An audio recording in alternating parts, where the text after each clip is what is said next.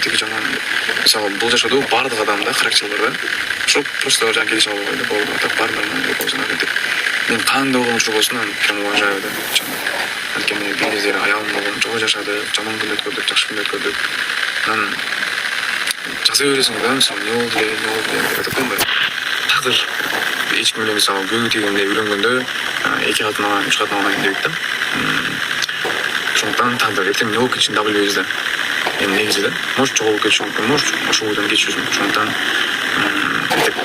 сурап, жарага жаңа туз себеп сен аялыңда мындай, түлкү сен мындайсың, тирамсың, мындайсың.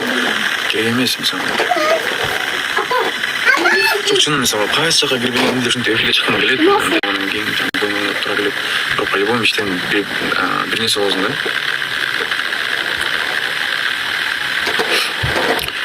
Ажырашканга ким себеп дегенде негизи 100% эмес, 90% эркектен зависит. Если эркек үй бүлөнү сактап калам десе, эркектен да зависит да. Мисалы аялың сен болуп жатса, эркек күнөөлүү болот.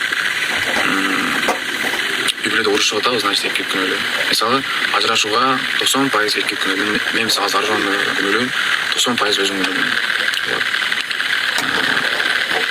Негизи да, по факту, если үй бүлөнү все сактайм десе, эркектен зависит. Мен жамойымда эмес кылам.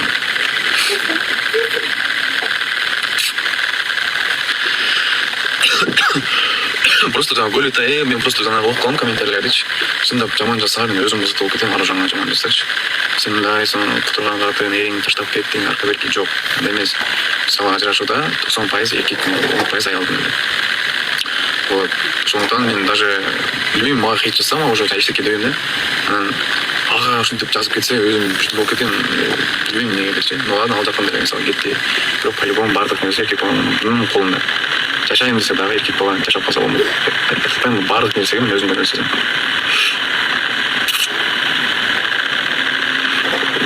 Ошол үчүн да мисалы мен өз күнөөмдү сезип, эч жака эле интервью бербейм, эч жака бет чыгып айтпайм, потому что эмне деп айтам? Үй бүлөмдү сактап калып атам деп айтам, эмне деп айтам? Та арасында болот, андан деле кетет. Бирок ошол нерсени тарбиялаш сенин колуңда да. Значит мен тарбияладым да. Тарбиялабай койдум, значит мен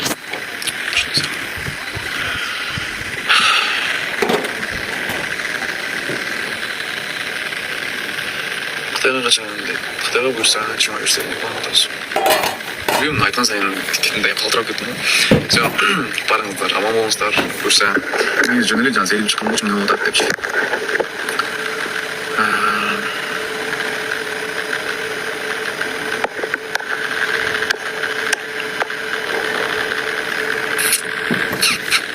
Мыкачы, тиран. Бар бир деген болчу да. Мен мыкачым, тиран. Да, эмне дейсиң? Себеп эки жактан эле болот, билбейм, анан көрөсүң. Да, просто анын жарыя барышына кереги жок эки башым. Короче, буюрса биз 25-inde Кытайга кетебиз. Мынакей бүгүн документтерин берип кетишти 5 киши. Негизи өткөндө 5 адам берген, почти поток толду. Бирок барам дегендер болсо, да 2 адам алабыз. Бишкектен учабыз. Негизи мага көп адам келди, мен барам депчи. Бирок көбүн албадык, анткени иштей аламынбы, кандай кылсак болот, ошо жаңы кылып барышты. Бизге корккон кишилер керек эмес, только иштейм деген кишилер керек.